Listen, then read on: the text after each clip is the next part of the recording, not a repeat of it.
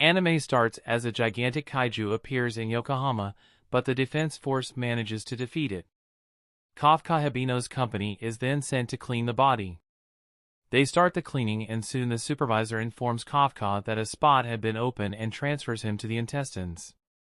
Kafka is against it but has no choice. That night in bed, Kafka could still smell the intestines.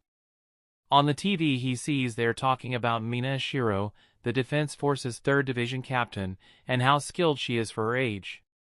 He is reminded of a promise he made with her when they were young but is annoyed they ended up so different.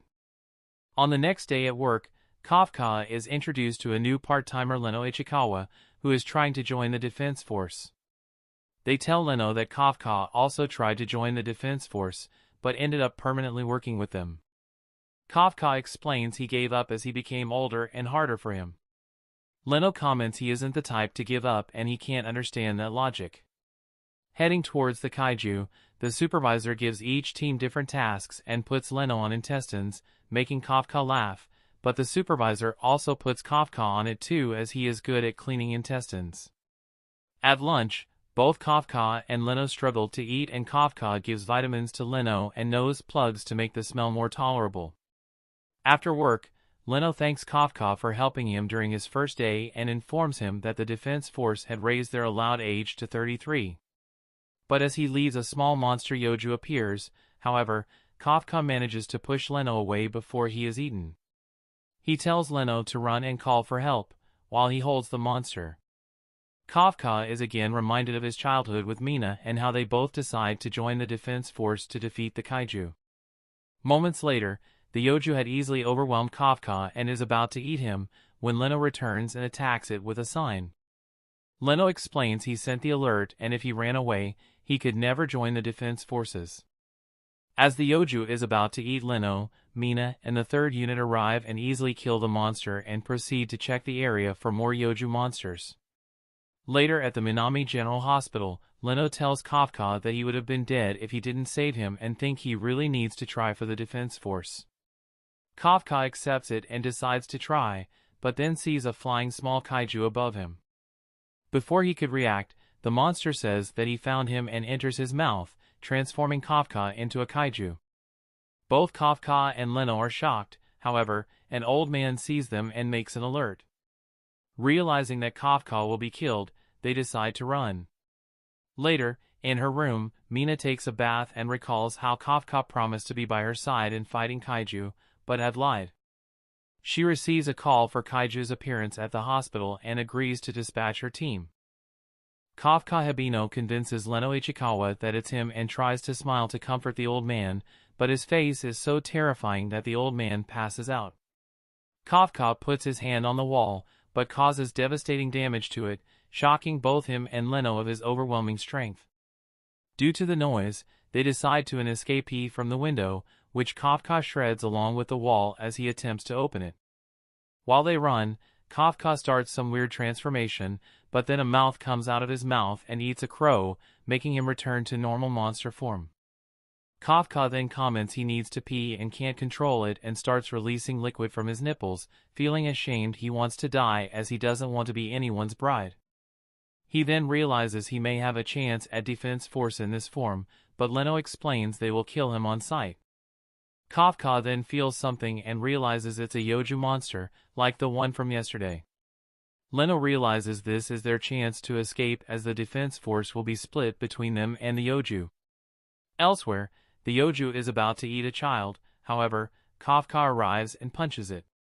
He tries to comfort the child, but only scares her more. Kafka tells Leno to take care of the child and decides to punch the Yoju with all of his strength, and as he does, the Yoju explodes to pieces, causing a rain of blood. Kafka tells the child that Leno will take her and her mother to the hospital and he will go away so that she won't be scared. As he turns, the child thanks him, causing Kafka to recall again his promise to Mina. He decides to still try for the Defense Force, and as he tells Leno about it, he starts to transform into a human again. 3 months later, the Defense Force is still looking for the 8 documented kaiju this year, which is the first kaiju they weren't able to neutralize since the founding of the Defense Forces. Kafka and Leno receive letters that they pass the first stage examination for the defense force. Leno heads to Kafka, who is on site cleaning, but he sees his head transformed and starts yelling at him for exposing himself. Kafka fixes himself, explaining that he didn't realize it and sometimes transforms when he isn't paying attention. Leno informs him he passed the first stage, but wonders why he isn't excited, and Kafka explains he usually fails at the second stage. Leno wonders if it will be okay as he could accidentally transform, but Kafka assures him he can control it, and at that moment he transforms again as he tries to open a bottle. 10 days later, at the Nishitokyo testing site, Defense Forces Tachikawa Base, Leno, and Kafka arrive for the second stage examination. A girl calls Kafka old man and asks him to move his car so she can park, as her lucky number today is 5 and he parked in the 55th parking space. As Kafka is confused, the girl decides to move his car by herself and then lifts the van with one arm and toss it on the side. The girl introduces herself as Kikoru Shinomiya and that he is an examinee. She then turns to Kafka and wonders why he reeks of kaiju. Kikoru Shinomiya wonders why Kafka Hibino reeks of kaiju, and Leno Ichikawa explains that they work at Kaiju Disposal Company. Kafka then goes and flips the van back, surprising Kikoru that he must have a private suite of his own like her. Kafka introduces himself, telling Kikoru to not forget his name. Kikoru comments that she came to the exam as a sort of rite of passage, but seems she may get some fun and tells Kafka that she will make a fool of him. As Kikoru leaves, Leno gets angry at Kafka for using his powers, and Kafka tries to explain he only transformed parts she couldn't see. Leno explains that the second stage consists of 2 tests, fitness and aptitude. Since aptitude is a wild card and changes every year, they need to score points on the fitness test. However, Kafka barely keeps up with the fitness test and places 219th of 225 people. Kikoru quickly comes to make fun of him. Leno is surprised that Kafka didn't use his powers, and Kafka explains it wouldn't be fair towards the others if he did. Sashiro Hashina gives Mina Ashiro the examinees list, guessing she isn't interested in them as only cares about kaiju killing, but as she sees Kafka's file, she decides to listen to Sashiro, which he finds a surprise. They mention the first 3 in the fitness exam, Haruchi Izumo, Iharu Furuhashi, and Aoi Kaguraji, and how prepared they are for this. Leno comments those and few others can be considered elites, but the best of them all is Kikoru. Haruchi, Iharu, and Aoi also keep an eye on her. Kikoru approaches again Kafka, who is shocked that she is a big deal, but his butler quickly knocks him for touching her. She tells him that he made himself a fool again.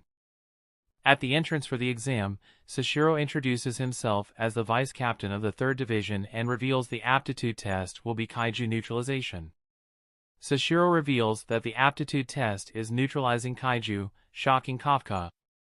Putting the suit, Leno unleashes combat power of 8%.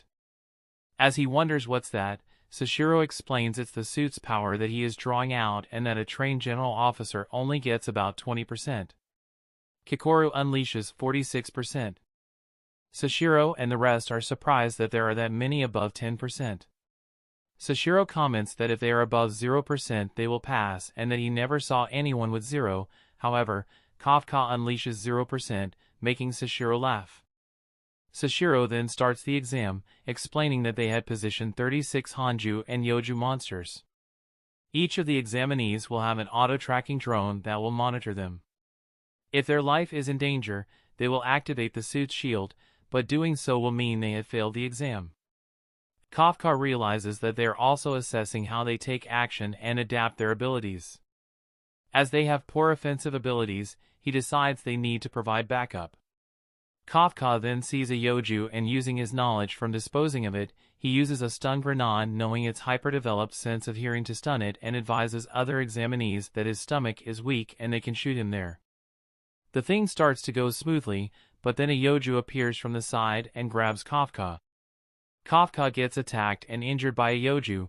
As the Yoju prepares to kill him and Sashiro to deploy his shield, Kikoru comes and kills the Yoju. She tells Kafka that no one is allowed to die or drop out on her battlefield and that she intends to finish this exam in a moment.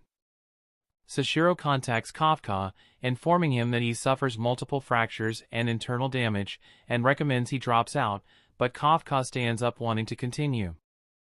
Leno Ichikawa tells Kafka Hibino that he will back him up, and Kafka requests that Leno carries him. They get some weird looks and laughs but decide to go after Kakoru Shinomiya and provide assistance. However, no one is able to keep up with Kakoru, who goes and kills every Yoju and then faces the Hanju. She throws a grenade behind him, making it open its mouth, and then shots it in it, killing it. The exam is announced as over and Kafka is annoyed that she indeed finished it in no time. Mina Ashiro comments that Kakoru is strong and Sashiro Hashina agrees, explaining that they expected 30 dropouts, but due to her presence, no one dropped out and there is minimal damage. Kakoru decides to go back and make fun of Kafka once again, but then sees a new kaiju behind her, which points a finger at her and pierces her chest. Meanwhile, Leno and Kafka lay on the floor, exhausted. Following this, Kakoru has a hard time trying to stand up because of her injuries, and while doing so, she notices another kaiju being able to speak. This kaiju quickly notices her and furthers her injuries as if using invisible blades. Sashiro, who is watching, remarks that this is not an ability that kaijus would typically have. In spite of her injuries, Kakoru gets outraged when hearing this, as the monster could continue hurting more people by the time the members of the defense force came. Additionally, she remembers her father demanding perfection from his daughter. Wanting her father's approval, she tries to defeat the kaiju but is easily pushed away. Despite her efforts, the kaiju still regenerates. Seeing this, Sashiro and Konomi watching start to lose hope, and so does Kakoru, and she even starts to apologize to her father in her head. As she is defenseless and about to get attacked by the kaiju, it is quickly defeated and Kafka appears in front of her, telling her that she did a great job keeping weakening the kaiju. Although she has just been saved, Kakoru is confused as to how Kafka got there so quickly. The remaining members of the defense force who had not been fighting earlier all rush to evacuate the examination site. After doing so, he smiles at Kakoru and transforms back into a human, and Kafka strictly tells her not to put herself into such dangers again. At this, Leno finds Kafka and scolds him for revealing his powers. Kafka tries to talk himself out of it but fails. After this, Mina and Sashiro finally arrive. Sashiro and Mina arrive at the area where the kaiju had been attacking. He scouts the area, trying to understand what happens, but he is still confused as to what happened. At the hospital, Leno considers Kafka lucky due to his such light injuries, but that Kakoru was also in stable condition. Reflecting upon himself, Kafka acknowledges that he could lose so much more if he got too far, but that passion can make him forget things like these, and thanks Leno for being a good friend. However, they didn't know that Mina had been listening to their conversation and steps in without warning, which shocks the two. She thanks them for saving Kakoru, and Kafka hesitates to talk to her, but stops as he wants to do so after finally becoming a troop member. That night, Kaiju number 9 looks at the news and finds out that the kaiju he had sent had killed 0 people and can't believe that Mina can be that strong. He soon gets a call that scolds him to get back on track, and he transforms into a human to act as a Monster Sweeper Incorporated worker. However, his disguise falters at times. Kafka Hibino thanks Leno Ichikawa for having encouraged him to complete his exams. After this, Leno believes that Kafka had become more reliable but is proven wrong the next day when Kafka is nervous to receive his test results. As he is about to open the letter to his result, Kafka imagines he and Mina Ashiro fighting alongside each other in the defense force. Just after this thought, Kafka enters the room, late, and apologizes sheepishly.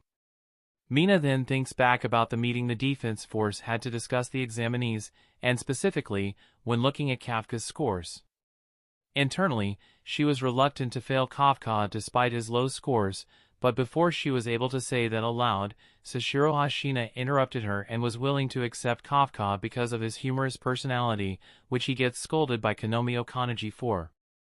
Back to the present, Mina explained that she had Kafka not attend the ceremony as he had been accepted as a cadet. Okanaji then subtly tells Sashiro that his motives for having Kafka with him probably wasn't the best idea, but it is revealed that Sashiro had other reasons to have passed him. 2 months passed since Kafka and others' enlistment into the defense force. Leno is practicing his shooting skills and is revealed to have improved his release force to 18%. Sashiro is observing this and is impressed at Leno's rapid improvements.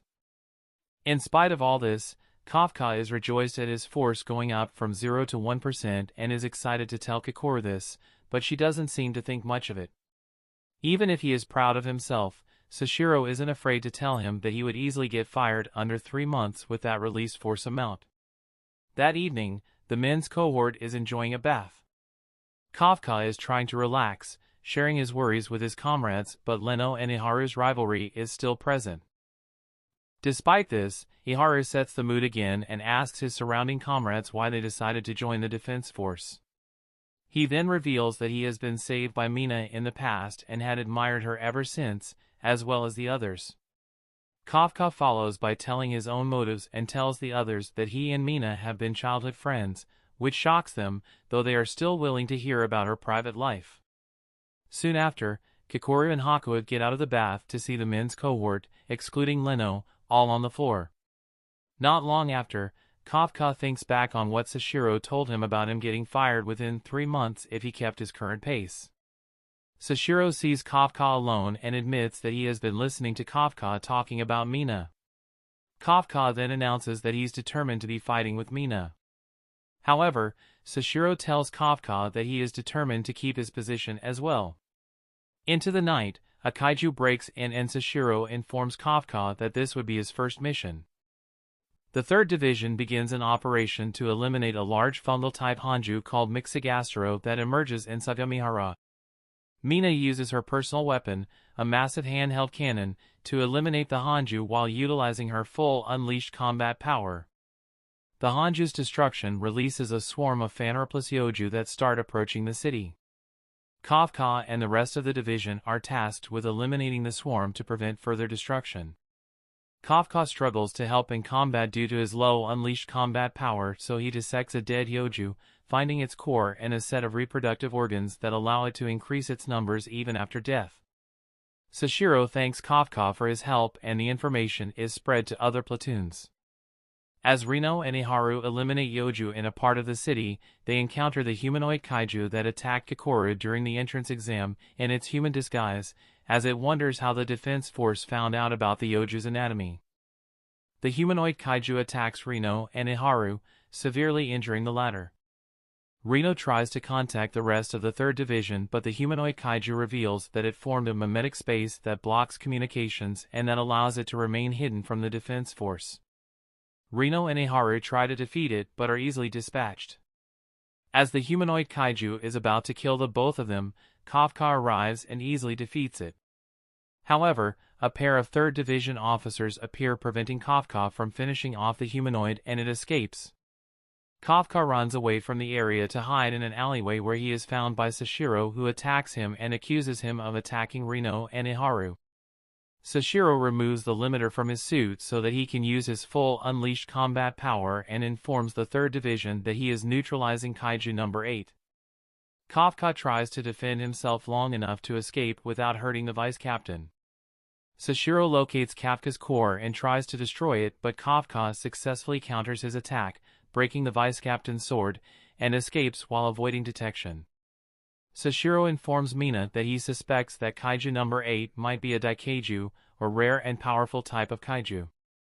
The humanoid Kaiju, now identified by the defense force as Kaiju number 9, kills a man and absorbs him, taking his appearance and goes into hiding. With the mission over, Kafka and Kikoru visit Rino and Iharu, who are recovering in a hospital. The 3rd Division holds a party to celebrate their success and Rino and Iharu's recovery. Sashiro announces that Kafka is now officially part of the defense force due to his contributions in the mission and is later promoted by Mina, who informs Kafka that this was done on Sashiro's recommendation. While Mina leaves the base to have a meeting at headquarters regarding number 9, Kafka visits Sashiro as the latter is training and thanks him for his trust.